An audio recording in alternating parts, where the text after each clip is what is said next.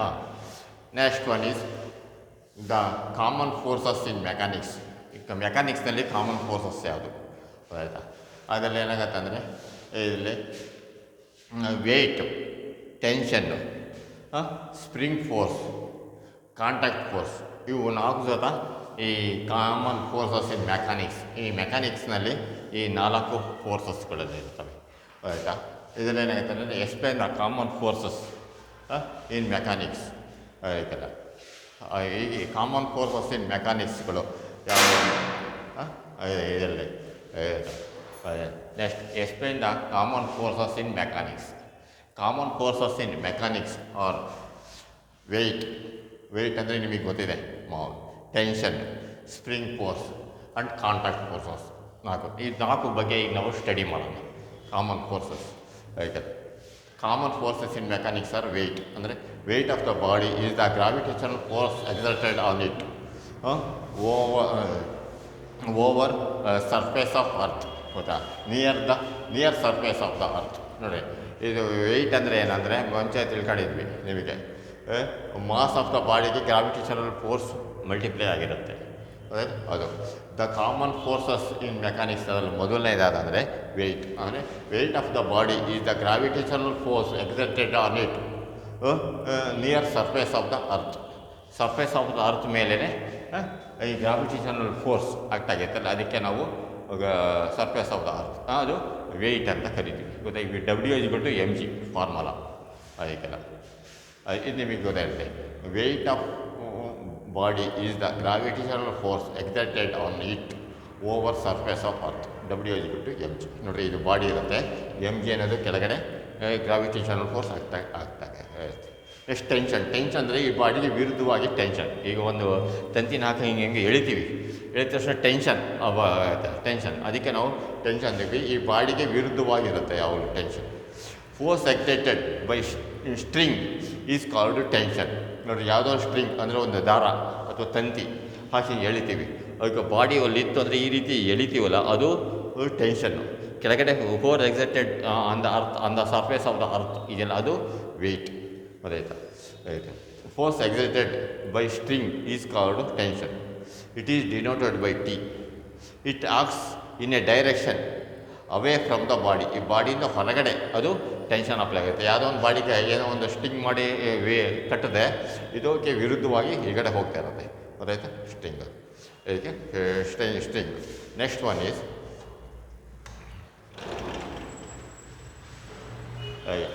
String. Next ಇದಕ್ಕೆ it is in a direction away from the body. ಈ ಬಾಡಿಯಿಂದ ಹೊರಗಡೆ ಇರುತ್ತೆ. ಆಯಿತಾ? ಅದು ಸ್ಟ್ರಿಂಗ್. ನೆಕ್ಸ್ಟ್ ಸ್ಪ್ರಿಂಗ್ ಫೋರ್ಸ್ ಅಂದರೆ ಅದು ಸ್ಪ್ರಿಂಗ್ ಇದು ಕಾಂಟ್ರಾಕ್ಷನ್, ಸ್ಟ್ರೆಸ್ ಆ್ಯಂಡ್ ಸ್ಟ್ರೈನ್ ಆಗಿರುತ್ತೆ. ಈ ಸ್ಟ್ರೆಸ್ ಆ್ಯಂಡ್ ಸ್ಟ್ರೈನಿಗೆ ನಾವು ಒಳಪಟ್ಟಿದ್ರೆ ಅದು ಸ್ಪ್ರಿಂಗ್ ಫೋರ್ಸ್ ಅಂತ ಕರಿತೀವಿ. ಹೌದಾಯ್ತಾ?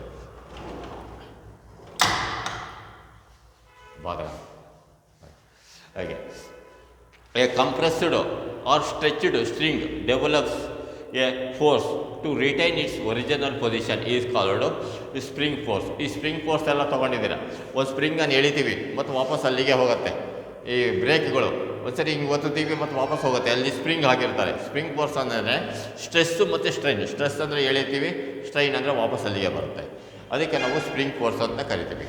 A compressed or stretched string develops a force to retain its original position is called spring force. ಅದು ತನ್ನ ಒರಿಜಿನಲ್ ಪೊಸಿಷನನ್ನು ಅದು ಮೇಂಟೈನ್ ಮಾಡೋಕ್ಕೆ ಮತ್ತು ಅದು ಫೋರ್ಸ್ ಅಪ್ಲೈ ಆಗುತ್ತೆ. ಅದಕ್ಕೆ ನಾವು ಸ್ಟ್ರಿಂಗ್ ಫೋರ್ಸ್ ಅಂತ ಕರಿತೀವಿ.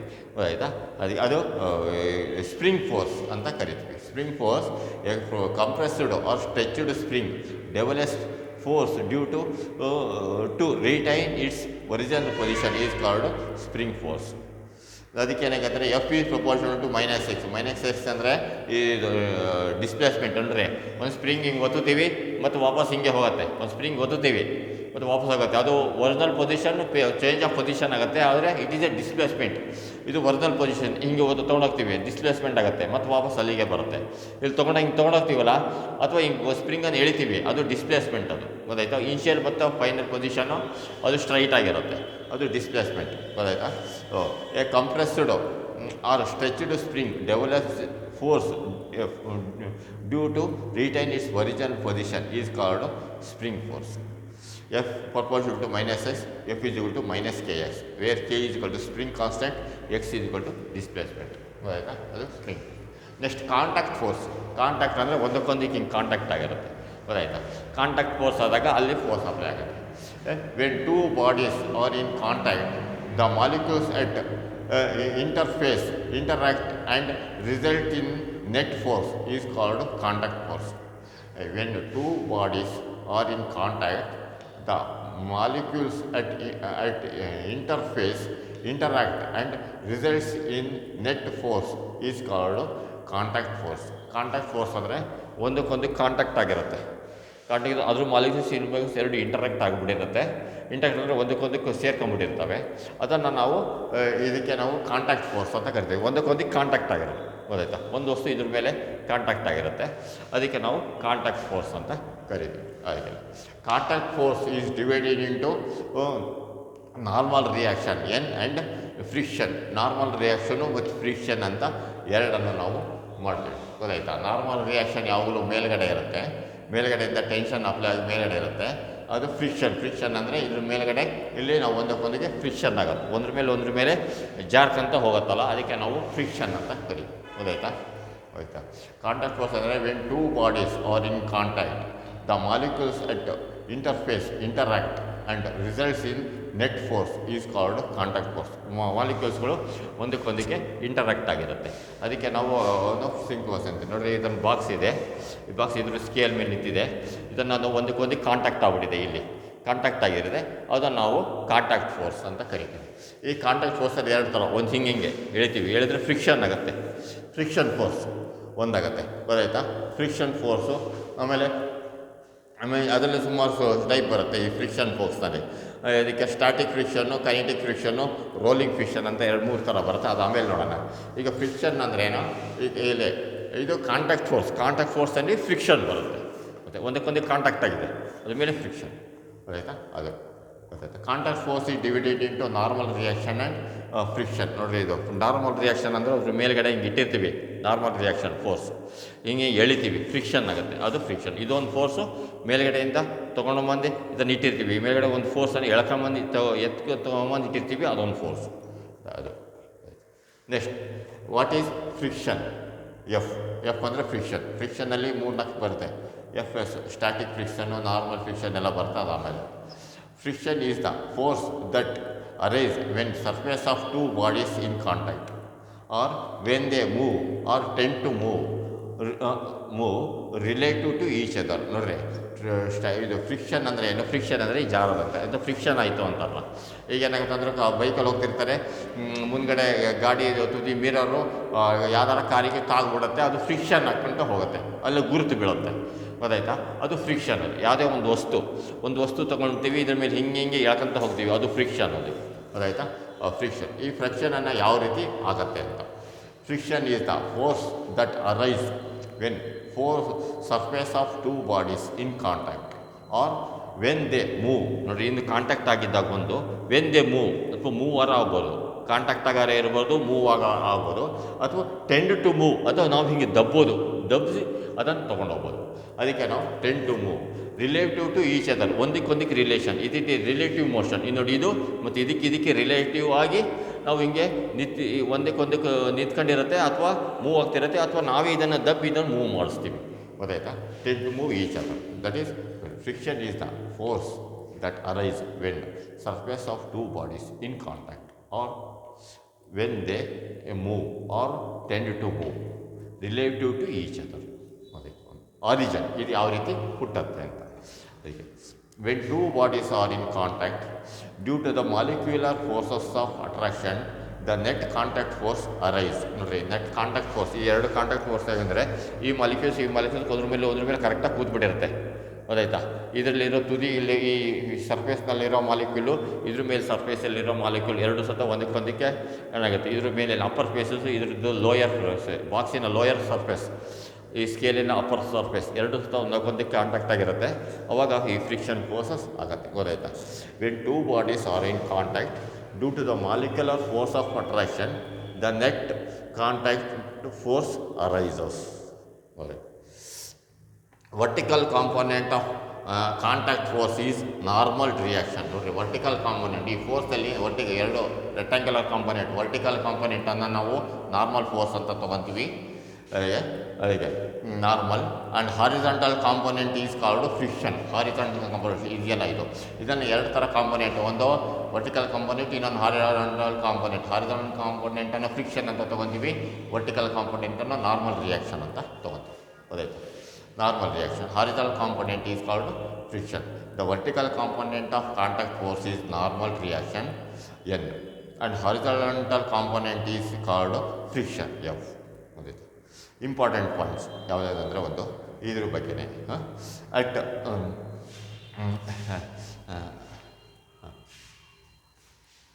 at microscopic level, due to the irregularities in surfaces, high points interact each other. ಗೊತ್ತಾಯ್ತಾ? ನೋಡ್ರಿ, ಮೈಕ್ರೋಸ್ಕೋಪಿಕ್ ಲೆವೆಲ್ ಅಂದರೆ ಸಣ್ಣ ಸಣ್ಣ ಮೈಕ್ರೋಸ್ಕೋಪಿಕ್ ಮಾಲಿಕ್ಯೂಲ್ಸ್ ಇರುತ್ತವೆ, ಇದರಲ್ಲೂ ಮೈಕ್ರೋಸ್ಕೋಪ್ ಇರುತ್ತೆ, ಒಂದಕ್ಕೊಂದಕ್ಕೆ ಇಂಟರಾಕ್ಟ್ ಆಗಿರುತ್ತೆ, ಒಂದಕ್ಕೊಂದಕ್ಕೆ ಸೇರ್ಕೊಂಡಿರುತ್ತೆ, ಅಂಟ್ಕೊಂಡಿರಲ್ಲ, ಒಂದಕ್ಕೊಂದಕ್ಕೆ ಸೇರ್ಕೊಂಡಿರುತ್ತೆ ಅಷ್ಟೇ. ಹೋಗೋದಾಯ್ತಾ? ಅದು at microscopic level, due to the irregularities in surfaces, high points interact each other, it is called cold welding. ನೋಡ್ರಿ, ಒಂದಕ್ಕೊಂದಕ್ಕೆ ಕೂಲ್ಡ್ ವೆಲ್ಡಿಂಗ್. ಕೂಲ್ಡ್ ವೆಲ್ಡಿಂಗ್ ಅಂದರೆ ಏನಂತ ಗೊತ್ತಿರ್ಬೋದು, ಒಂದು ಯಾವ್ದಾರು ಎರಡು ಪೈಪ್ಗಳನ್ನು ಒಂದಕ್ಕೊಂದಕ್ಕೆ ಜಾಯಿನ್ ಮಾಡ್ತಾರೆ. ಜಾಯಿನ್ ಮಾಡಿದಾಗ ಮಾಲಿಕ್ಯುಲರ್ ಇಂಟರಾಕ್ಷನ್ ಚೆನ್ನಾಗಿ ಇದನ್ನು ತಿಕ್ಕಿ ಅದನ್ನು ಮಾಡ್ತಾರೆ, ಅದರಲ್ಲಿ ಕೂಲ್ಡ್ ವೆಲ್ಡಿಂಗ್. ವೆಲ್ಡಿಂಗ್ ಅಂದರೆ ಇದಕ್ಕೆ ಈ ಕೂಲ್ಡ್ ವೆಲ್ಡಿಂಗ್ ಯಾಕಂತ ಅಂದರೆ ಅದಕ್ಕೆ ಹೆಚ್ಚಿಗೆ ಹೀಟು ಉತ್ಪತ್ತಿಯಾಗಲ್ಲ, ಗೊತ್ತಾಯ್ತಾ? ಅದಕ್ಕೆ ಕೂಲ್ಡ್ ವೆಲ್ಡಿಂಗ್. ಈಗೆಲ್ಲ ಏನು ಮಾಡಿದ್ರೆ ಸ್ವಲ್ಪ ಈ ಬಿಸ್ನೆಸ್ ಲೆವೆಲಲ್ಲೆಲ್ಲ ಏನಾಗುತ್ತೆ ಅಂದರೆ ಕೂಲ್ಡ್ ವೆಲ್ಡಿಂಗ್ ಅಂದರೆ ಅದು ಹೀಟು ಮಾಡ್ತಾರೆ. ಅಚ್ಚಳ ಕೂಲ್ಡ್ ವೆಲ್ಡಿಂಗ್ ಅಲ್ಲ, ಒಂದಕ್ಕೊಂದಕ್ಕೆ ಅದನ್ನು ವೆಲ್ಡ್ ಮಾಡೋದು. ಇದರ ಮಾಲಿಕ್ಯೂಲ್ಸ್ ಇದು ಮಾಲಿಕ್ಯೂಲ್ಸ್ ಸಾಮಾನ್ಯವಾಗಿ ಸೇಮ್ ಮಾಲಿಕ್ಯೂಲ್ಸ್ ಇದ್ರೂ ಅದನ್ನು ವೆಲ್ಡಿಂಗ್ ಮಾಡ್ತಾರೆ, ಡಿಫ್ರೆಂಟ್ ಮಾಲಿಕ್ಯೂಲ್ಸ್ ಇದ್ರೂ ಮಾಡ್ತಾರೆ, ಗೊತ್ತಾಯ್ತಾ? ಮಾಲಿಕ್ಯೂಲ್ಸ್ ಎರಡನ್ನೂ ಹೈ ಇಂಟರಾಕ್ಟ್ ಆಗುತ್ತೆ ಸೇಮ್ ಸಬ್ಸ್ಟೆನ್ಸಸ್ಸಲ್ಲಿ, ಗೊತ್ತಾಯ್ತಾ? ಅದಕ್ಕೆ ಕೂಲ್ಡ್ ವೆಲ್ಡಿಂಗ್ ಅಂತಾರೆ. At microscopic level, due to the irregularities in surfaces, high points interact each other, it is called cooled welding ಅಂತ ಕರೀತಾರೆ, ಗೊತ್ತಾಯ್ತಾ? ಅದಕ್ಕೆ ನೆಕ್ಸ್ಟ್ ಹೀಗೆ friction always acts in the direction against the applied forces. ನೋಡ್ರಿ, ಇಲ್ಲಿಂದ applied forces ಈ ಕಡೆ ಹೋಗ್ತಿರುತ್ತೆ, ಫ್ರಿಕ್ಷನ್ನು ಇದಕ್ಕೆ ವಿರುದ್ಧವಾಗಿರುತ್ತೆ, ಇದು ಆಪೋಸ್ ಮಾಡಲ್ಲ, ಗೊತ್ತಾಯ್ತಾ? ಇದಕ್ಕೆ ನೋಡಿ, friction always acts in the direction against the applied forces. ಈ ಫೋರ್ಸ್ ಈ ಕಡೆ ಅಪ್ಲೈ ಮಾಡ್ತಿರ್ತೀವಿ, ಫ್ರಿಕ್ಷನ್ ಈ ಕಡೆ ಆಗ್ತಿರುತ್ತೆ, ಫ್ರಿಕ್ಷನ್ ಫೋರ್ಸ್ ಈ ಕಡೆ ಆಗಿರುತ್ತೆ, ಅಪ್ಲೈಡ್ ಫೋರ್ಸ್ ಆಗುತ್ತೆ, ಒಂದಕ್ಕೊಂದಕ್ಕೆ ಅಪೋಸ್ ಮಾಡಲ್ಲ. ಮತ್ತು ನೋಡಿರಿ, ಒಂದು ವಸ್ತು ಇದ್ರ ಮೇಲೆ ಇರುತ್ತೆ, ಹೀಗೆ ಜಾರ್ಕಂತ ಹೋಗ್ತಿರುತ್ತೆ, ಜಾರ್ಕಂತ ಹೋದರೆ ಫ್ರಿಕ್ಷನ್ ಆಗುತ್ತೆ. ಇದು ಅಪ್ಲೈಡ್ ಫೋರ್ಸ್ ಈ ಕಡೆ ಆಗ್ತಿರುತ್ತೆ, ಫ್ರಿಕ್ಷನ್ ಈಗ ಎಗನೆಸ್ಟ್ ಆಗಿರುತ್ತೆ, ಗೊತ್ತಾಯ್ತಾ? ಅದಕ್ಕೆ ಜಾರುಗುಪ್ಪೆ ಆಡ್ತೀರಾ, ಜಾರುಗುಪ್ಪೆ ಬಂಡೆಯಲ್ಲಿ ಹಿಂಗೆ ಆಡ್ತೀರಾ, ಹಿಂಗೆ ಆಡ್ತಿದ್ದಕ್ಕೆ ಹಿಂಗೆ ಫ್ರಿಕ್ಷನ್ ಆಗ್ತಿರುತ್ತೆ ನಮ್ಮ ಬಾಡಿಗೂ ಮತ್ತು ಇದಕ್ಕೂ ಕೆಳಗಡೆ. ನಮ್ಮ ಬಾಡಿ ಫೋರ್ಸು ಕೆಳಗಡೆ ಹೋಗ್ತಿರುತ್ತೆ, ಫ್ರಿಕ್ಷನ್ನು ಅಪೋಸಿಟ್ ಹೋಗ್ತಿರುತ್ತೆ, ಗೊತ್ತಾಯ್ತಾ? ಅದಕ್ಕೆ friction do not oppose motion of body. Motion of ಬಾಡಿನ ಇದು ಅಪೋಸ್ ಮಾಡಲ್ಲ, it oppose relative motion between the body in contact. ಈ ಎರಡು ಬಾಡಿ ಕಾಂಟ್ಯಾಕ್ಟಿಗೆ ನಾವು ಕಾಂಟ್ಯಾಕ್ಟ್ ಆಗಿರುತ್ತಲ್ಲ, ಅದಕ್ಕೆ ಕಾಂಟ್ಯಾಕ್ಟ್ ಆಗಿರೋದನ್ನು ಅದು ತಪ್ಪಿಸ್ಕೊಂಡು ಇದನ್ನು ಫ್ರಿಕ್ಷನ್ ಆಗಿ ಮೂವ್ಮೆಂಟ್ ಆಗುತ್ತೆ. Friction do not oppose motion of body, it oppose relative motion between the body in contact, ಗೊತ್ತಾಯ್ತಾ? ಮತ್ತು ಇದು ಬಾಡಿ, ಇದಕ್ಕೆ ಅಪ್ಲೈಡ್ ಫೋರ್ಸು, ಇದು ಫ್ರಿಕ್ಷನ್, ಗೊತ್ತಾಯ್ತಾ? ಇದಕ್ಕೆ ಇಲ್ಲಿ ಒಂದು ಬಾಡಿ ಇದೊಂದು ಬಾಡಿ ಮೇಲೆ ಇದು ಇಟ್ಟಿದೆ, ಅವಾಗ ಫ್ರಿಕ್ಷನ್ ಆಗ್ತಾ ಇರುತ್ತೆ. ಈ ಅಪ್ಲೈಡ್ ಫೋರ್ಸ್ ಈ ಕಡೆ ಹೋಗುತ್ತೆ, ಫ್ರಿಕ್ಷನ್ ಈ ಕಡೆ ಇರುತ್ತೆ, ನಾರ್ಮಲ್ ಈ ಕಡೆ ಇರುತ್ತೆ, ಇದು ವೆಯ್ಟ್ mg ಈ ಕಡೆ ಬಂದಿರುತ್ತೆ, ಗೊತ್ತಾಯ್ತಾ? ಹೌದು. Friction is self adjusting force with respect to both magnitude and direction. Friction is self adjusting force, ಅದು ಅದಾಗಿ ಅಡ್ಜಸ್ಟ್ ಆಗುವಂಥದ್ದು with respect to both magnitude and direction. ಇದಕ್ಕೆ ನೋಡಿರಿ, ಇದು ಮ್ಯಾಗ್ನಿಟ್ಯೂಡ್ ಡೈರೆಕ್ಷನ್ ಎರಡೂ ಇರುತ್ತೆ ಫ್ರಿಕ್ಷನ್ಗೆ, ಗೊತ್ತಾಯ್ತಾ? Mention the types of friction. ಇದರಲ್ಲಿ ಯಾವ್ಯಾವ ಟೈಪ್ಸ್ ಆಫ್ ಫ್ರಿಕ್ಷನ್ ಇರುತ್ತೆ, ಗೊತ್ತಾಯ್ತಾ?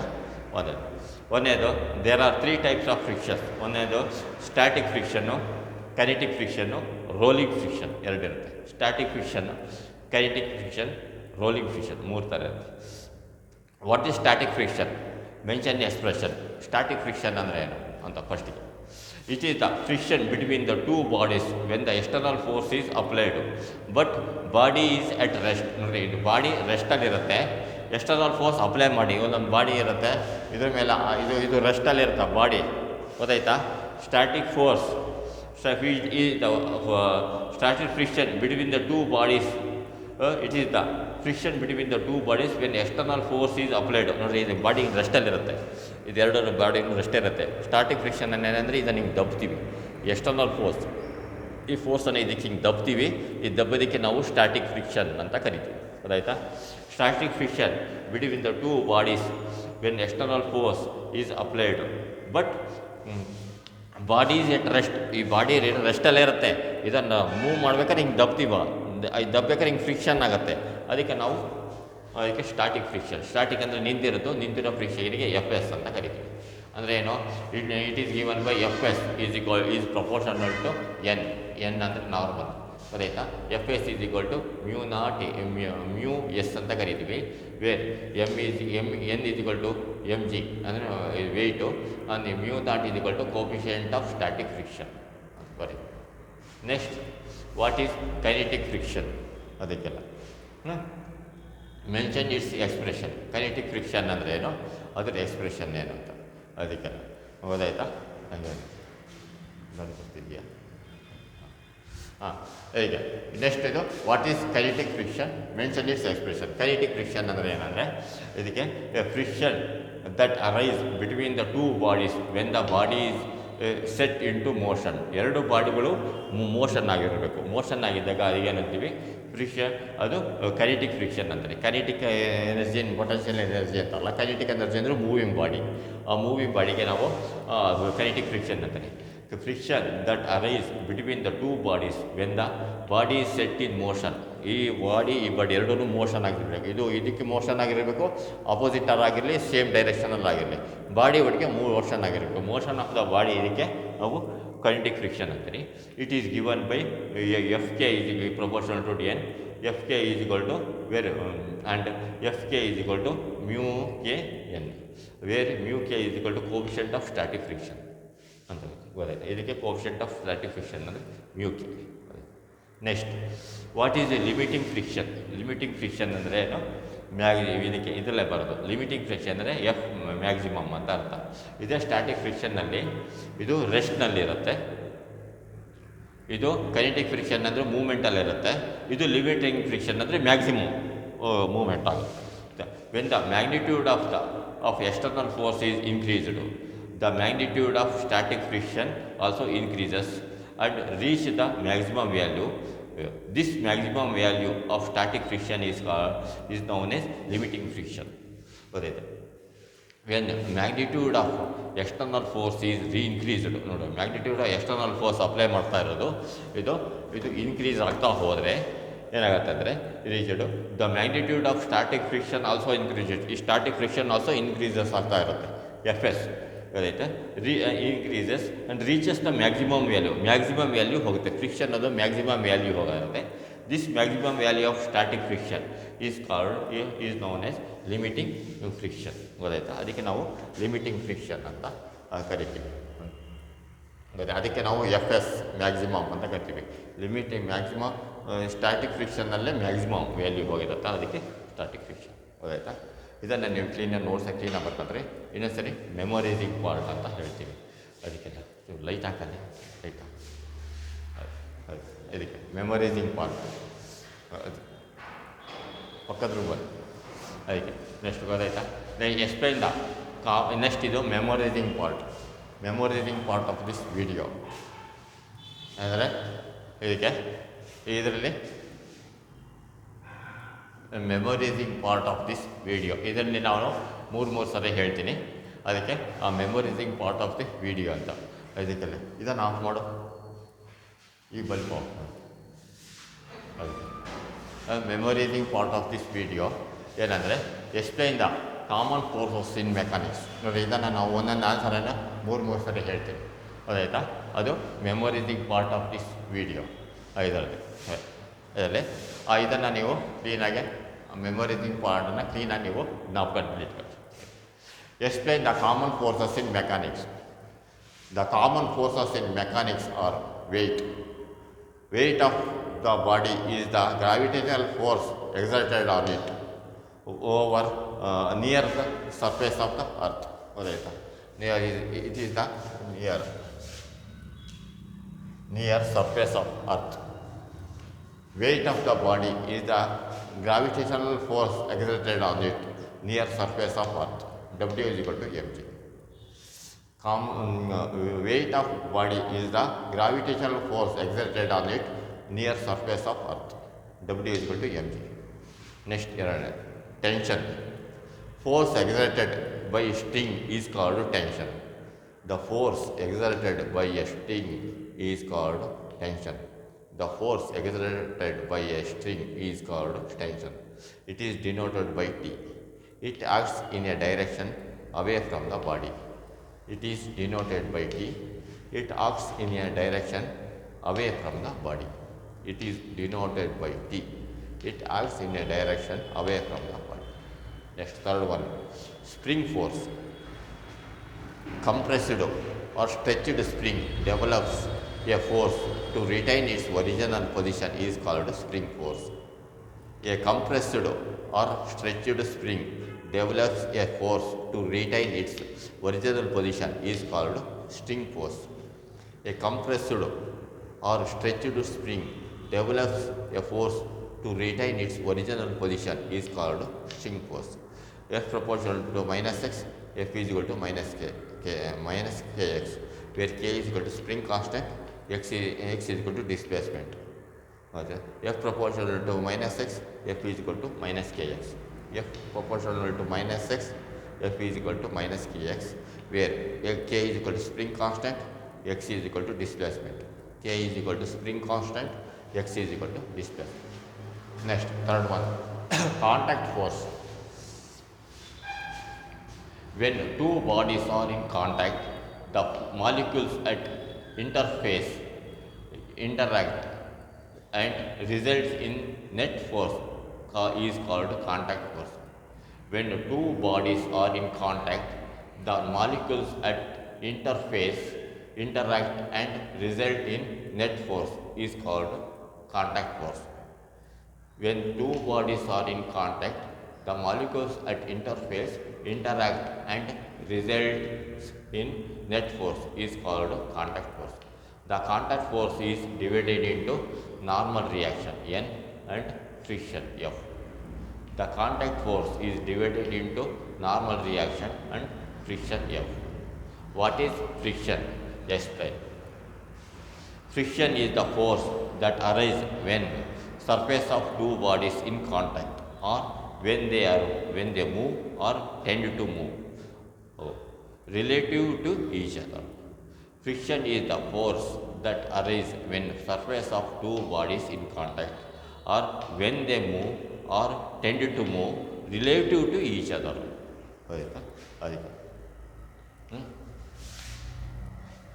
Friction is the force that arises when force of two bodies in contact or when they move or tend to move relative to each other. Origin. When two bodies are in contact, due to the molecular forces of attraction, the net contact force arises. When two bodies are in contact, due to molecular forces of attraction, the net contact force arises. When two bodies are in contact, due to molecular forces of attraction, the net contact force arises. The vertical component of contact force is normal reaction N, and horizontal component is called friction F. The vertical component of contact force is normal reaction N, and horizontal component is called friction F. The vertical component of contact force is normal reaction N, and horizontal component is called friction F. ಇಲ್ಲಿಂದ ಇಲ್ಲಿವರೆಗೆ ರೋಲ್ಗಳಂಗೆ ಬರೀರಿ. Important points ನೋಡಿರಿ, ಇಲ್ಲಿಂದ ಇಲ್ಲಿವರೆಗೆ ನಾವು ಒಂದು ಸರಿ 3 ಸರಿ ಹೇಳಿದೆ ನಿಲ್ಲಿಸಿದ್ನೋ ತಕ್ಷಣವೇ ನೀವು ರೊಕ್ಕದಲ್ಲಿ 3 ಸರಿ ಬರೀರಿ. ಅದಕ್ಕಿಂತ ಮುಂಚೆ ನೋಟ್ಸಲ್ಲ ಒಂದು ಸರಿ ಅಲ್ಲಿ ಬರೀರಿ. ಆಯಿತು. ಇಂಪಾರ್ಟೆಂಟ್ ಪಾಯಿಂಟ್ಸ್ ಅದು ಸಿ ಇ ಟಿಗೆ ಬರುವಂಥದ್ದು. At microscopic level due to irregularities in surfaces, high points interlock each other.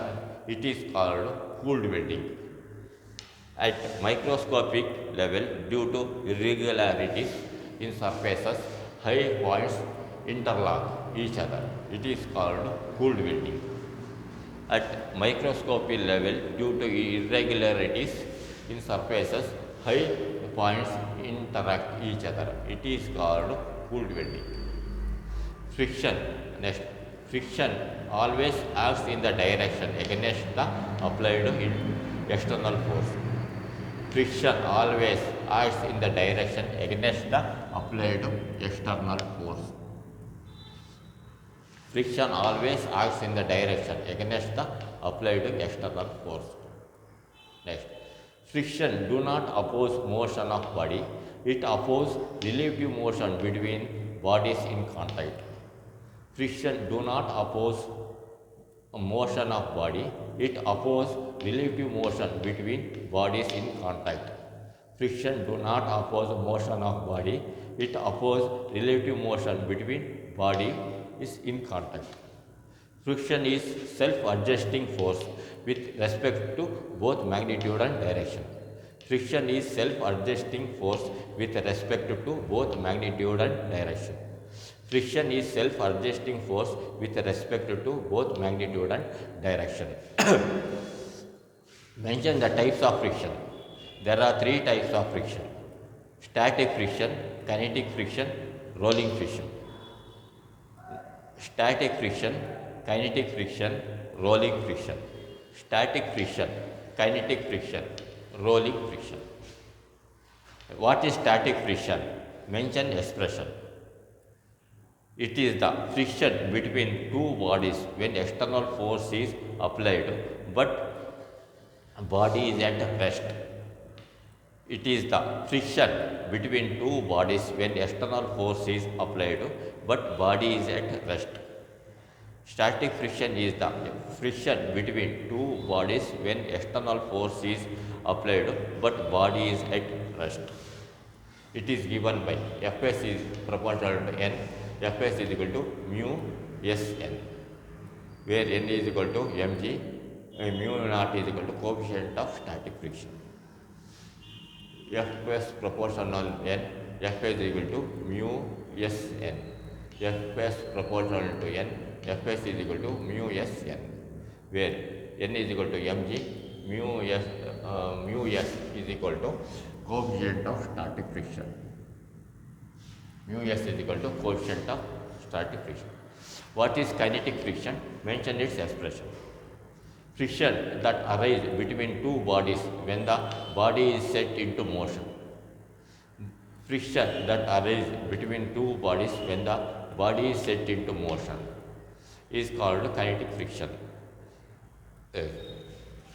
Is called kinetic friction. Kinetic friction. The friction that arises between two bodies when the body is set into motion is called kinetic friction. It is given by Fk proportional to n, Fk is equal to mu kn. Fk proportional to n, Fk is equal to mu kn. The friction that arises between two bodies when the body is set into motion is called kinetic friction. It is given by Fk proportional to n, Fk is equal to mu kn, where mu k is equal to coefficient of static friction. What is limiting friction? When the magnitude of external force is increased, the magnitude of static friction also increases and reach the maximum value. This maximum value of static friction is called limiting friction. When the magnitude of external force is increased, the magnitude of static friction also increases. When the magnitude of external force is increased, the magnitude of static friction also increases and reach the maximum value. This maximum value of static friction is called limiting friction. When the magnitude of external force is increased, the magnitude of static friction also increases and reach the maximum value. This maximum value of static friction is known as limiting friction, Fs maximum. Okay, ಇದನ್ನು ನೀವು ಒಂದ್ಸರಿ ಅಷ್ಟು ನಾನು ಎಲ್ಲೆಲ್ಲಿ start ಮಾಡಿ ಎಲ್ಲೆಲ್ಲಿ ನಿಲ್ಲಿಸಿದ್ದೀನೋ ಅದನ್ನು ಒಂದ್ಸರಿ ರಫ್ನಲ್ಲಿ ನೋಡ್ಕೊಂಡು ಒಂದ್ಸರಿ ಬರೀರಿ, ನೋಡ್ಕೊಳ್ಳೋದೇ ಒಂದ್ಸರಿ ಬರೀರಿ. ಆಮೇಲೆ ನೀವು ಅಲ್ಲಿಂದ ಕಂಪ್ಲೀಟ್ ಈ ಫುಲ್ ನೋಟ್ಸನ್ನು ನೀವು ನೋಟ್ಸಲ್ಲಿ ಕ್ಲೀನಾಗಿ ಬರ್ಕೊಂಡ್ರಿ ಇದು ನಿಮಗೆ ಒಂದ್ಸರಿ ಮನೇಲಿ ಒಂದ್ಸರಿ ಓದಿ ಇದ್ದರೆ ನಿಮಗೆ ಎಕ್ಸಾಮ್ ಟೈಮಲ್ಲೆಲ್ಲ ಭಾಳ ಅನುಕೂಲ ಆಗುತ್ತೆ. ಇದನ್ನೇ ಸಾಮಾನ್ಯವಾಗಿ ನಿಮಗೆ ಏನು ನೋಟ್ಸ್ ಬರ್ತಿದ್ದೀನೋ ಅಷ್ಟನ್ನು ನೀವು ಕ್ಲೀನಾಗಿ ಓದ್ಕೊಂಡ್ರೆ ನಿಮಗೆ ಒಳ್ಳೆ ಎಕ್ಸಾಮ್ನಲ್ಲಿ ಒಳ್ಳೆ ಹೈ ಸ್ಕೋರ್ ಮಾಡ್ತೀರ. ಅದಾಯ್ತು. Okay, thank you.